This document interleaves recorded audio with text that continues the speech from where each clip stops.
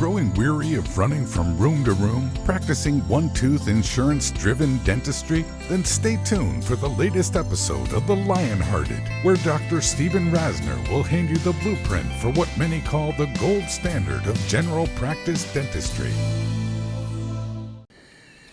Welcome back, everyone. I'm Dr. Steve Rasner, and this is the Lionhearted Dentist Podcast. Last week, we talked about the importance of implementing change. This week, I want to begin by telling you what I said at the end of that podcast. And I said, there's never been a better time to win than now. There's never been a better time for you to take over the role of the lion-hearted dentist in your particular community. And it's absolutely truthful, and I'm going to tell you why. I know exactly why. You've heard me talk in the last 6 months about this phenomenal explosion of success on top of a long run of success that I already had. I'll be honest with you, I didn't see this coming. And I always wondered why it didn't occur earlier. And I'm going to tell you why, and why you should be excited of doing it for yourself. Here's why. I have noticed, and I know it's not unique to me, this incredible influx of new patients. Many of them upscale, quality. Me thinking, where have you been all my life? I've been doing this for a long time. What happened? And this is why. Lots and lots of patients have had very good relationships with many private dentists for many years.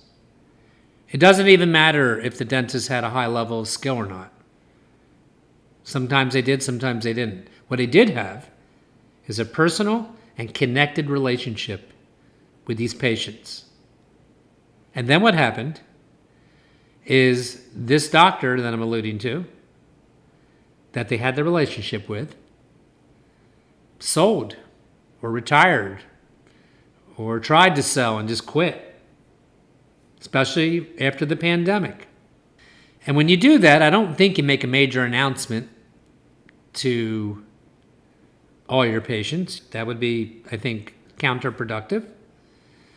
And so this patient who had this relationship for all these years walks into this same familiar place he's been walking into, and the same people aren't there very often, especially the doctor, or he's not there as much. And so he's not able. I know a lot of them work part-time or for a few years after the transition, but he's not there enough. And you being the patient on this particular day, and it doesn't feel good to you. Sometimes it's fine. The guy that bought the practice is a great communicator, which is what you better be. He's a chameleon, meaning he has multiple personalities. I mean that. That doctor, the successful doctor, can relate to the 4 personality types, which are socializer, driver, relator, and thinker. Read the book I told you about, Tony Alessandra, 1992, Non-Manipulative Selling. Yeah, that guy will probably do fine, but not everybody. In fact, my observations are most dentists don't have those skills. So those patients, takeaway, they don't like the feeling that they had with this familiar doctor for so many years. And that is the absolute truth. So now they are seeking somebody else. And, so they're looking for another dentist. So what's going to make you stand out? Well, what makes me stand out is all I talk about in my marketing is trust and confidence. And I have the added skill that I've implored many of you to add of sedation, oral sedation. And I have these people coming in. And I have to just be honest of what I'm saying. And the truth is I am also positive that there is no correlation between the education level or the socioeconomic level of a patient and the care that they have received. Because what you and I do that happens to be behind the lips, patients can get away with very, very average or mediocre oral health. It's just true. So a patient could have just look at some of our social cultures, celebrities that also have unattractive mouths. Just look on the news today. Even Tom Cruise had a terrible front tooth for many, many years. Hillary Clinton. It just goes on. I wrote the Clintons back in the 90s and offered to do her tooth for her. Just a side note. It's not where I was going. So I have these patients, and so do you, coming in, who have the means. You know what they didn't have? They didn't have anybody willing to spend the time, which I do, and many of you hopefully are doing, to educate them to the possibilities and the whys of improved oral health. I mean, honestly, let's keep it real here.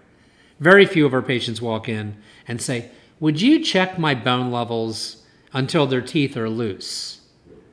So you can have periodontal disease and it doesn't physically hurt. In fact, we've had this conversation many times. You can have advanced caries, periapical pathology, everything that's wrong, and not have symptoms in our profession. And you can actually not see the pathology unless you're actually looking for it.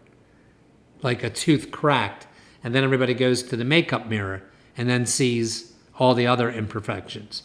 You know what I'm talking about. So I think what's happening is the market for a fee-for-service practice or a private, upscale, comprehensive approach practice is more prime than ever because there's fewer of us than ever. It's just a fact. And I don't think it's changing anytime soon. In fact, I'm positive it's not. So think about it, guys. Those of you, especially the dentists out there who probably graduated in the last 5 years, for goodness sake, if your aspirations for high-end oral health of your patients isn't as high as it's ever going to be, then our profession really needs a lot of help. So, these patients come in, and the very fact that I'm talking to them and spending significant time with them is mind-boggling to some of them. And I do. I spend as much time as I need. I give 90 minutes. Now, it's not 90 minutes all of my time. My time can range from 30 plus minutes. But even 30 minutes with many of these patients seems like an eternity to them. I'm telling you, they are blown away by you exercising the skills that you hear me talk about on these Lionhearted podcasts. It's just doing that is impressive. I mean, I had a guy come in last week, the husband of a wife I had treated for a while. He fits right in that category. Many of you like me, right? You get the husband or the wife, but the significant other doesn't come to you. Why? Because they're very comfortable in their old relationship. But then their old relationship, as so often is happening all around the globe, ends because the aged doctor retires or sells. And those of you that are dedicated, that appreciate the virtues of high-end oral health care, stand out. Because part of that high-end oral health care is the initial visit and the comprehensive exam and the comprehensive approach. That's why you stand out. So I got to be honest with you. It's explosive to me. I've never had it happen like this. And I know it's true for some of you. So if there was ever a time, this is that time. If you love dentistry, you should be so psyched at the opportunity. And it's not going to happen for you if you don't make changes that mimic at least part of all these principles we talk about on the Lionhearted Dentist. If you don't have the morning meetings and you're not prepared, if you drop the ball constantly, I always tell my staff, we all know about a restaurant in our particular area that is way more expensive than any other restaurant. And we're good with it because the meal was always consistent and the service is impeccable. We know the difference, right? You've gone to a restaurant and had to wait for an hour and then walked when you told it was, your table would be ready in 20 minutes, or something comes out cold. Guess what? The leash is really short for those restaurants, for those businesses, which include yours and mine. If you're high end, you have to be on every day because the patient has higher expectations. The second thing I want to talk about today, and by the way, I want to say one more thing to you before I talk about it. I think it's a mistake, and this is really hard for you guys to digest. It's hard for me. I think a big mistake in your career is not embracing the concept that you can't be everything to everyone. I know that you've heard that phrase a million times, but it's a quick road to burnout to try to appease everyone. And what I mean by that is, your fees, for example. There's no doubt that I could have probably somebody could have started several dental practices with the amount of patients I've lost because I think I'm too expensive. And it does bother me because there seems very often to be a lack of loyalty. It could be a patient, I've done my best veneer case or best aesthetic anterior case ever. And then, I don't know, their wife gets a new plan. And by the way, I don't take insurance anyway, but the new plan offers this patient sometimes the bogus offer of you'll spend almost nothing out of pocket. You know what I'm talking about. And so be it. I'm okay, as should you be, with losing a patient over fees because you just can't be everything to everyone. And that contributes very much to compromising a treatment plan that can't be compromised. Sometimes you can. Very often you can. You could do quadrant dentistry. You've heard me recommend that approach. If you can. If you can't do it the right way and you recommend what you really think is correct, and I have this conversation weekly in my office with patients. Like I'll say to them, and you should, I would rather you do nothing. I really would. Then accept something I recommend so that I get the case. I don't need to get the case. I talk like that to a patient. I want to be your dentist. So that's how I talk. But I don't want to be your dentist on any terms that I think won't help you. I said, isn't it a bad thing to pay for something and not really get what you wanted? You're still paying me. It's better not to do it at all. I had a patient come in this week that didn't like her smile, and she absolutely needed orthodontics, which I don't even do. Like, I could have made her look okay with moving teeth, with restorative dentistry, orthodontics with the drill, but it wasn't the right case. She had needed retraction of her teeth. They were buccally flared. She needed ortho. And I felt great. Not kidding. Of course we should feel great about not getting those cases. Because that's not what she wanted. She wanted restorative with a drill. So you just can't be everything to everyone. And the way you feel that the most, especially when you go out of network, it hurts. It does. I can remember it vividly, and I know many of you can feel it. It is the hardest thing when you leave a network and the patients then leave you because you're out of network. It's a really hard thing. And if you want any detail on that kind of concept, just like Steve, what did you do when you went out of network in handling those patients that you're out of network with now? The next thing I want to talk about is the famous expression, the devil is in the details.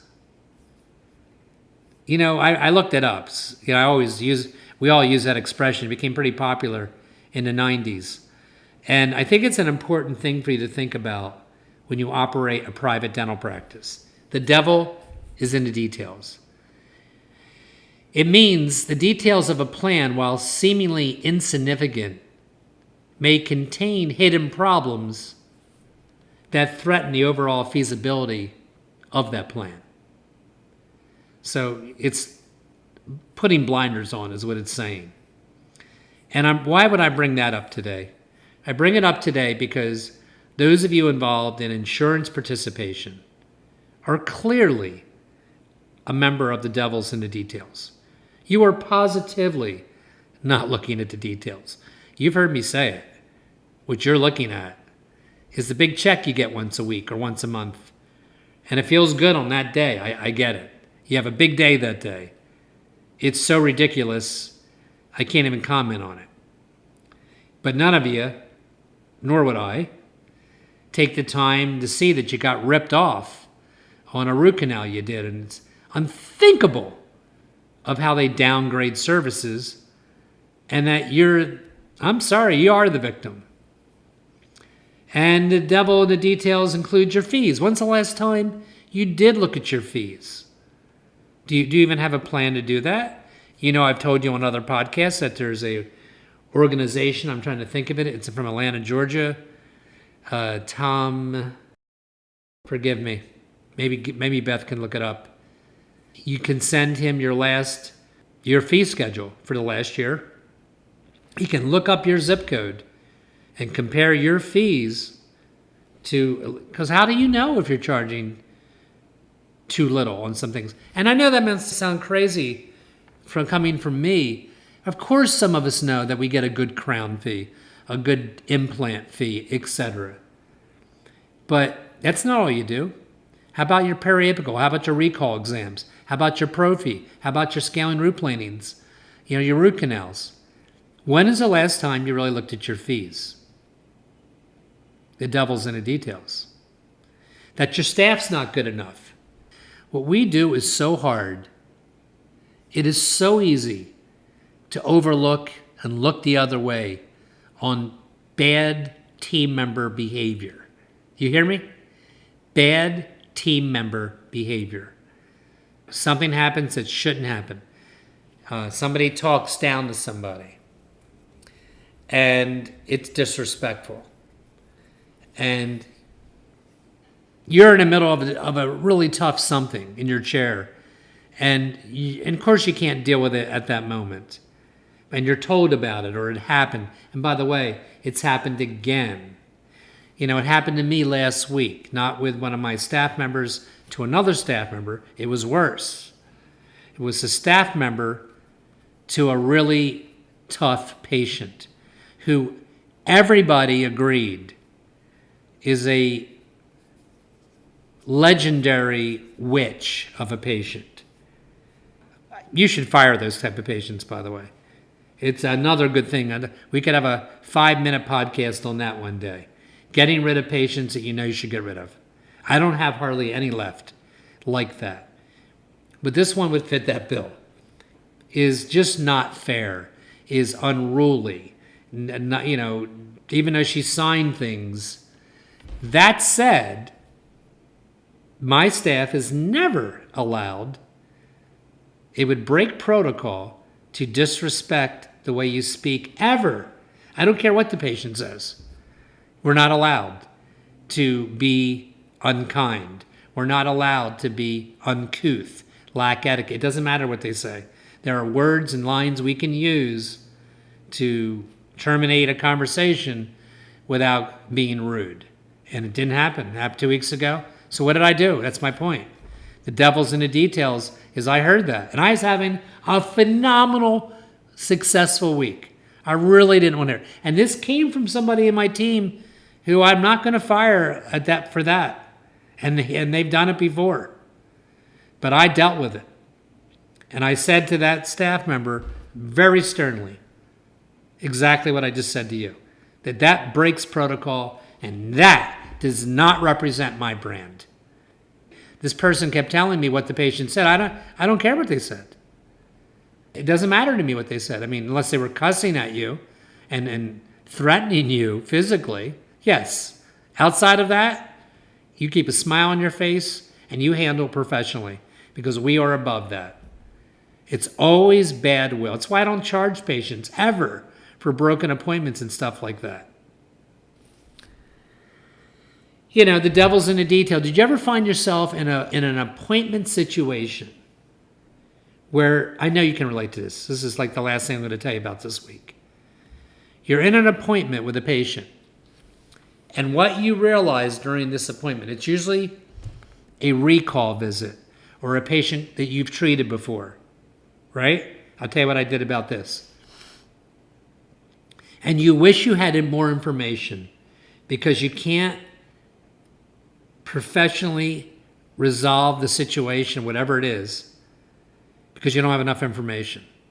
Maybe, for example, it's a patient that has consulted with you and you look in the notes multiple times about a tooth that you recommended full coverage on, that you have documented the patient can't do it at this time, they requested whatever, and a filling, and a patch, whatever, and they're calling you back now 2 years later. They're bad patients, they don't keep hygiene.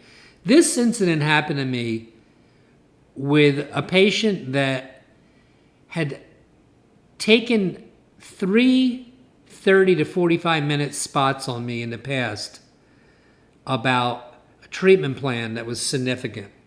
And each time they came in, it was the same conversation and nothing happened. Okay, I'm going to go home and think about it. And it's very easy, this is important. This falls on the responsibility of who makes the schedule, which is another reason you have to have morning meetings, because it can be detected there. And when things don't go well for me, I want to tell you something very personal right now. We've had this amazing run, including this week. But sometimes you can win a football game and feel that you're losing momentum of what got you on this win streak, even though you still won the last game, which would be this last week for me. That's how I operate. That's how I think the Lionhearted heart has to work. Even though I've had this spectacular run since January the 1st, we had major 6-digit collections and case acceptance on the very first week of January of this year. Almost every week, all the way through to right now. But I feel it as I'm speaking to you. This is important. I feel the momentum. I feel my staff going on automatic pilot. Now I'm talking to you in early July, and I will admit, a lot of people check out. It is heavy duty vacation time. I'm dealing with it. Everybody seems to be off except me. But I'm feeling, if I don't step in, which I'm going to do, I'm writing an email right now. And I'm going to have a meeting with my team next week because I don't want to lose this momentum. It's one thing if you have a good week or 2 or 3. You have 6 months of phenomenal growth. That's not luck. That's a trend. And you have to fight to keep that trend going. I'm going to do it, which has nothing to do with what I just told you about. But I said, during this time, I pointed out 2 weeks ago to my scheduling coordinator, I saw people on the schedule that I know if I didn't instruct her to go back and make a call and ask this question. And the question was, you could be proactive. Mrs. Smith, you've been in a couple times. I reviewed your chart with Doc, and we've treatment planned this area that you're calling us about. Is there anything that's changed that would allow you to proceed with treatment or any other information you want to give us? Because I'm not sure of the point. Sometimes you got to do things that are uncomfortable. And I think you know what I mean. And I was willing and ready.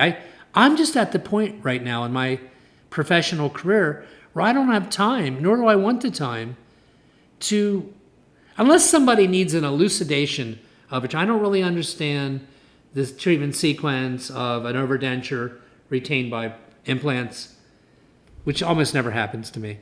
But if that was the question, okay, I'll meet with that patient. But if you have a patient that's apathetic and occasionally they become good dental patients in their mind, and want another visit. Because what happened to that patient is in their head, they were psyched for that particular week to have you do their treatment until they remember the cost. I think it's the truth. I think there's a limit to how many times you should see a patient without them being ready to make a commitment. I'm dead serious.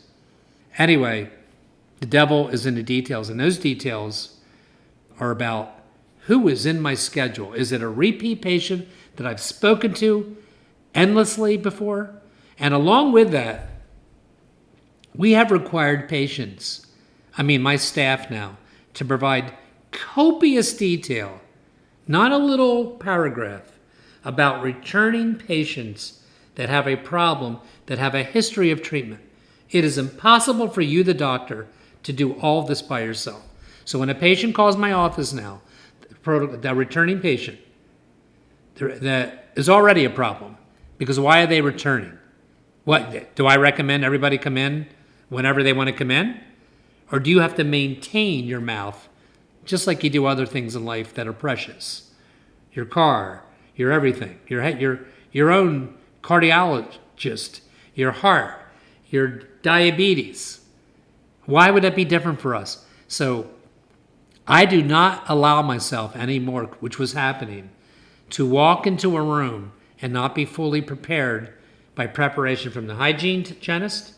We have 2 days ahead of time that they know I expect them to review the chart. The implants were done in 2011. The patient has or has not maintained his care. Are there any comorbidities that are existing? Has the patient filled their consents out? Because that way you avoid an awkwardness to that appointment, right? Do you know what I'm talking about right now? I'm talking about the devil's in the details. It happens in so many things. And I've reviewed with you just now, the insurance that you're taking. Do you really know what you're taking? Your fees.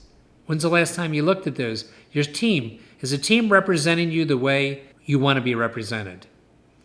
And even your schedule each day. You got 8 hours a day to use these two hands. And you need that schedule to be competent, thought out, including people that are returning, so you can go in and be a professional and not give things away because you don't know the details. Not to feel embarrassment because you have a peri-implantitis of a tooth that's got a history with this patient that would explain why it has a peri-implantitis. So, again, I do these podcasts each week to hope that I bring something new that you probably know already to remind you so you can practice in this zone that too few of us are able ever to reach, the Lionhearted zone. Thanks for tuning in. See you next week.